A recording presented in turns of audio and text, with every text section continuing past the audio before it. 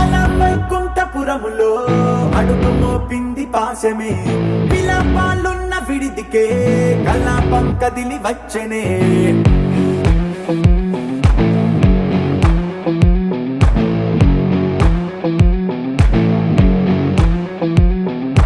అలా వైకుంఠపురములో పట్టుగా చేరే బంధమే, అలై పొంగేటి కళ్ళలో ఉల్లాసా తీసుకొచ్చనే.